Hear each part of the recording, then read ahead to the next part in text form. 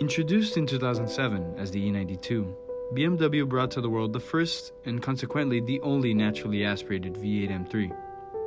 With its 4-liter S65 derived from the V10 of the M5, the M3 was able to produce 414 horsepower and 295 pounds of torque, allowing it to hit the sprint to 60 in just 4.4 seconds, and hit a top speed of as near as makes no difference 180 miles an hour.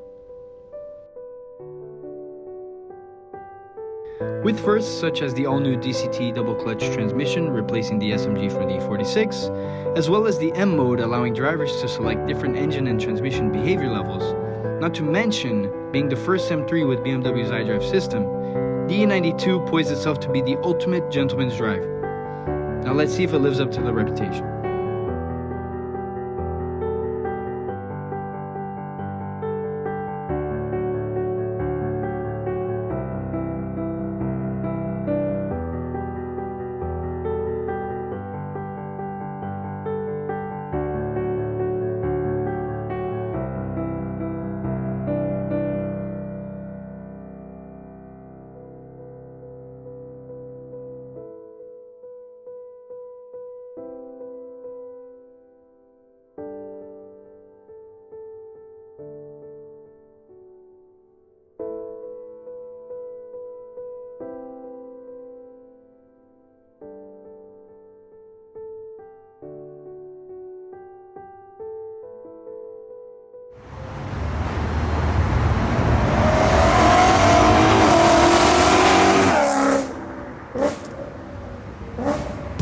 What is up, everybody? Welcome back to the shift.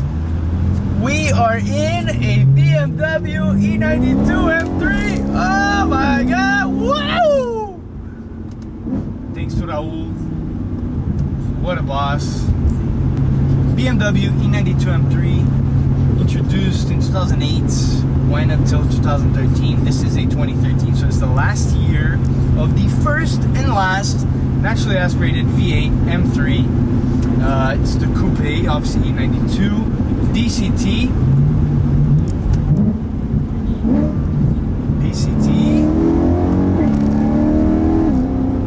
So, BMW E92 M3, 4-liter S65 V8, independent throttle body, derived from the 5-liter V10 from the E60 M5, built in the same factory as the BMW Formula 1 engines. 414 horsepower or 420, depending on where you read it from. 4.8 to 60, and also depending where you read it from, 3.9. Comes with these super sick 19-inch CSL wheels. This car does have the carbon roof, which is straight out of the CSL E46 playbook. It drops weight down 22 pounds, which is really good if you want to lower the center of gravity. Race car. Raul does have some modifications to the car. It's rocking KW Club Sport coilovers. It has a carbon intake, metal paddle extenders.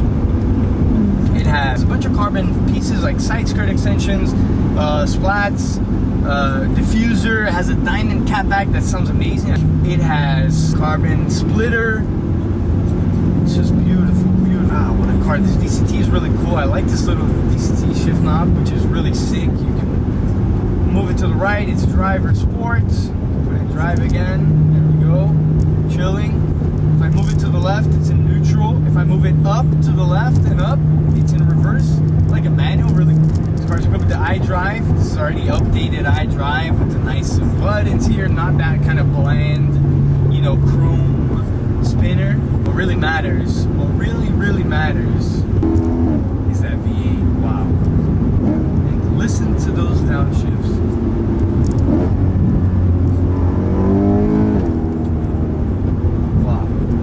It does have single piston front brake. So far so good. I mean, I know a lot of guys upgrade them to big brake kits like Stop Tag or AP Racing, but so far so good. These Club Sport KWs riding very well. Precision is the word. This car feels like a scalpel, you know, like a surgeon tool. It feels so good, it feels so precise.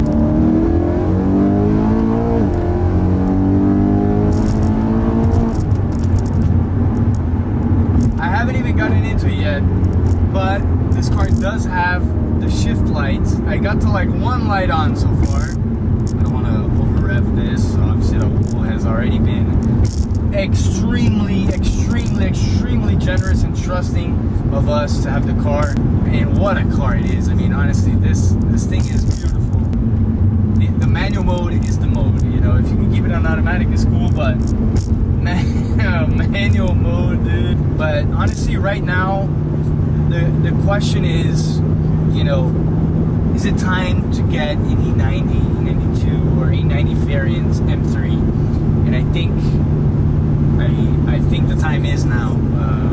The cars have gone up substantially in market value. It's a car that looks good. It's new enough to have all the goodies and the navigation, the updated iDrive, CD multimedia. It has Bluetooth.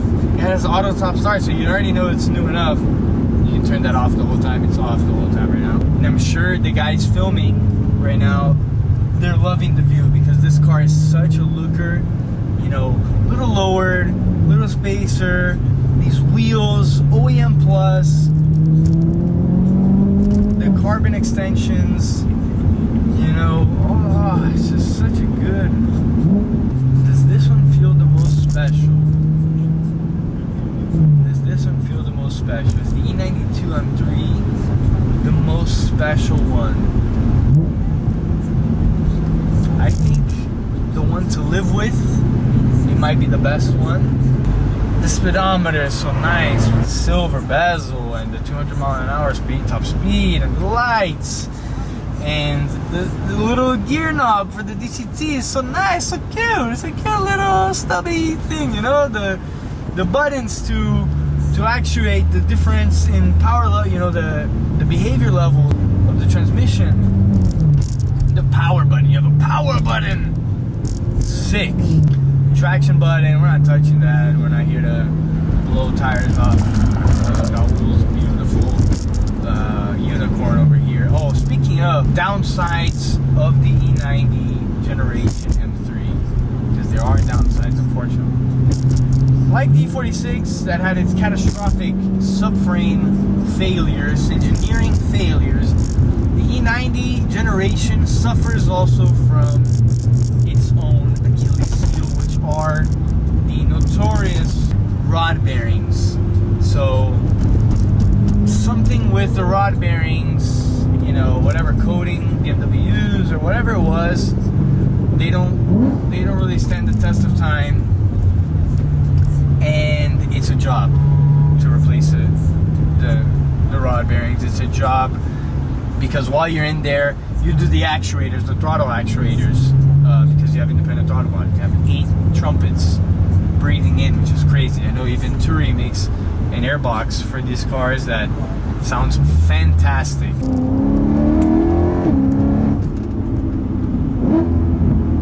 Oh my god, steering is way better than the F80s, the F82 that we drove. It has more, it's hydraulic, so it has more feel. It just feels real. It feels real. The brake response, great. Throttle response. Let me take off N mode. Let's say I'm 20% throttle. It's like a noticeable. I'm exaggerating the head movement of it, but it's basically like that. So let's put it back in mode. Sharpens up the throttle response, tightens up the dampers, even though it has KW Club Sports.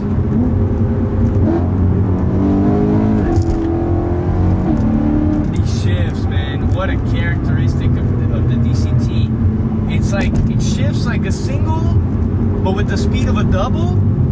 Is that a good way to put it? You know, it has the ferocity, just that, it's there, next gear, boom, you know, but it's as fast as a double clutch. So that's the best way I can describe it.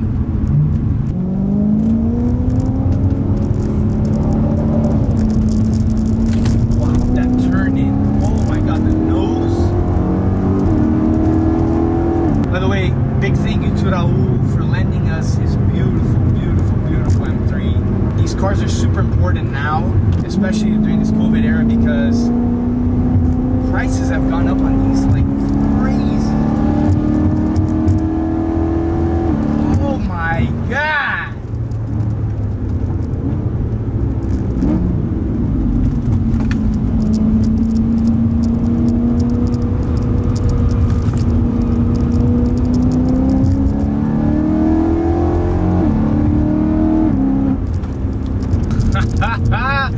tell you, the new one doesn't sound like this, buddy. You're not, you know, we were at a meet with the new M4 today, competition. Yeah, aside from the grill, you know, it's not gonna be this car. This is the one. This is the one. You know. Wow, Raul, to live with this car must be amazing, man. Wow, that turn in, man, that turn in. You can tell when you're changing lanes on a corner how nice the turn in is. The waiting, it's beautiful.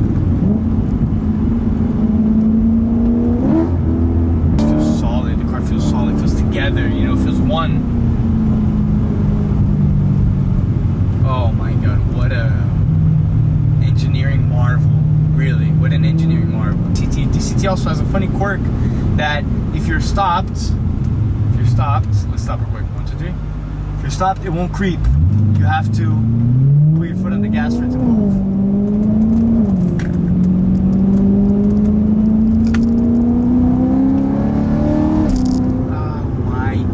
That sound.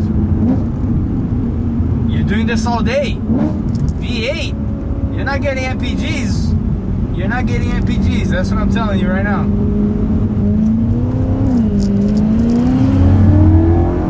It feels so nimble. It feels light on its feet.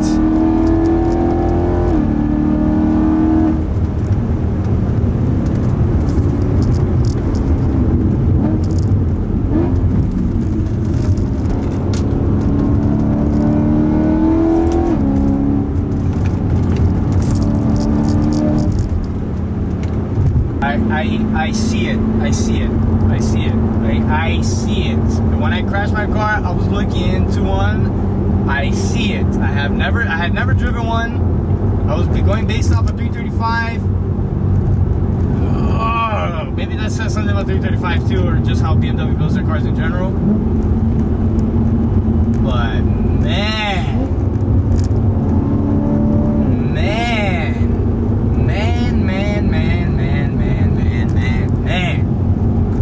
I guess the question remains, should you buy this car?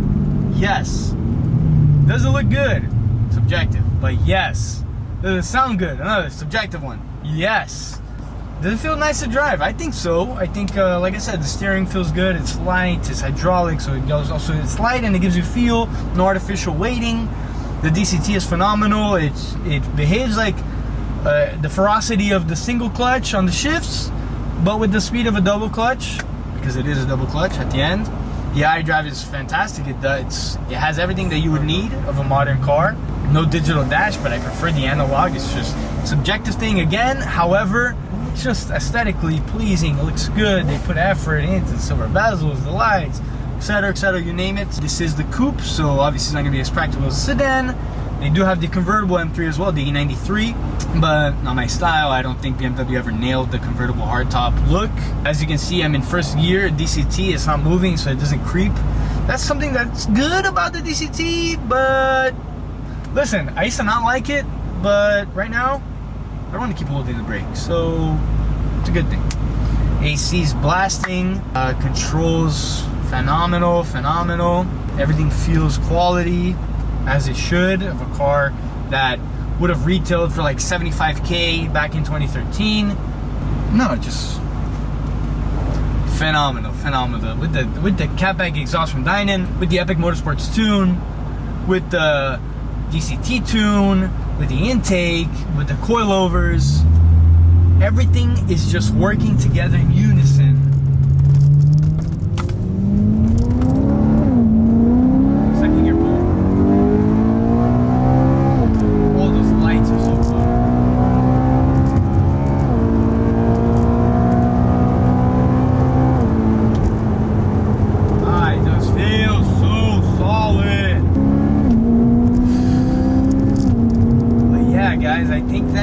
That about wraps it up for the E92 M3. I think it's just a phenomenal car.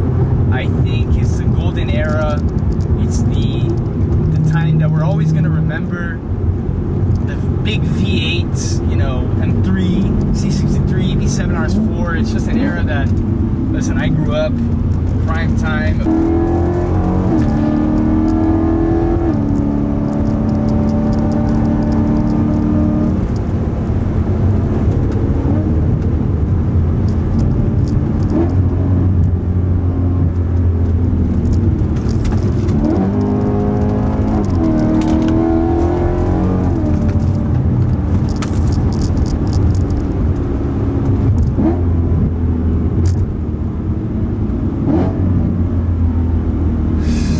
on that note, thank you guys for watching. Don't forget to like, subscribe, comment, share. Click that bell notification to get notified next time we upload a video. Let us know what you think. E92 M3, what a legend, what a boss. Raul, thank you for lending me the car. Thank you for lending us the car, really. Thank you for trusting us. Your car is phenomenal. It's phenomenal. It's obviously a future classic. These things hopefully will continue to go up in price. And actually, I want one, so maybe not, hopefully not, but they are. I know they are. After today, you know, like, I know why. I know why these things are so sought after. And yeah, pick one up while you can.